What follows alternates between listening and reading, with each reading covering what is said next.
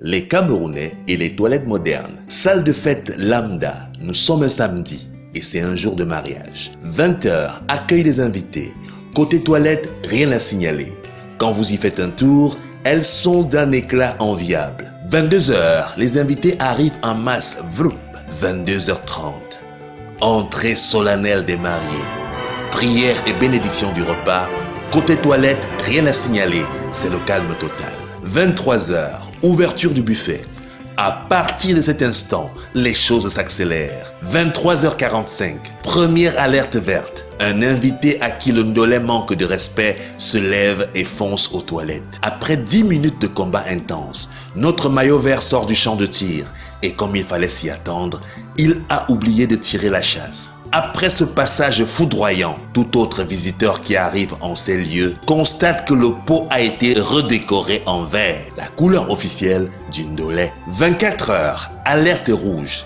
C'est Monsieur Haricot Rouge qui envoie un invité aux toilettes. La victime tire la chasse sur les œuvres du premier visiteur.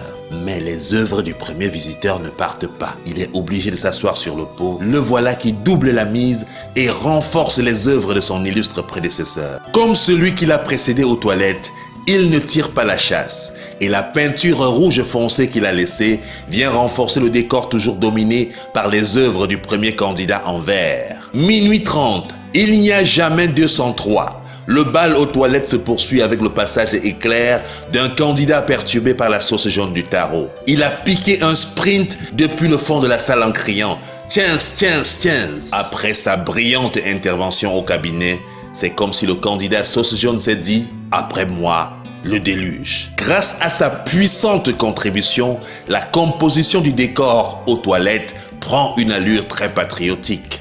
Vert, rouge, jaune, enfin, ndolé, haricot, sauce taro. Quelle intervention colorée! Après le passage de ces trois mousquetaires, si quelqu'un peut encore s'asseoir sur le pot des toilettes là, il lève le doigt, moi-même je lui offre une bière. Oser s'asseoir sur un pot aux couleurs ndolé, haricot, sauce jaune, pardon, vert, rouge et jaune, ce serait profaner le drapeau national. Comment peut-on s'asseoir quand ceux qui sont intervenus avant ont presté sans tirer la chasse et ont bloqué les toilettes aux couleurs nationales, ndolé, haricot, sauce jaune? En tout cas, après le repas, ceux qui vont au petit coin ne distinguent plus les toilettes des hommes des toilettes des femmes. Chacun fonce où ça semble propre et ça sort comme ça sort. Cela s'appelle le principe de l'égalité de l'homme et de la femme devant le besoin, car, dit-on, c'est face à la pression du besoin que l'on reconnaît ses vrais amis. Quand un Camerounais utilise les toilettes en premier, il pisse par terre,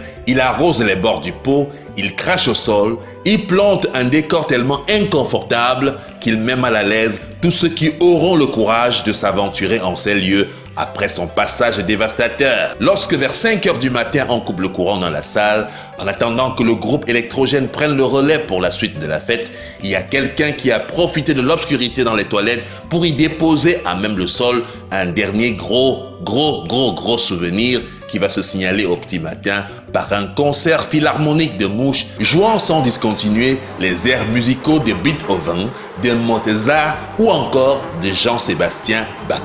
C'est maintenant que je comprends pourquoi un bègue en sortant des toilettes modernes a déclaré un jour « Merde, merde in Cameroun, cardinal, les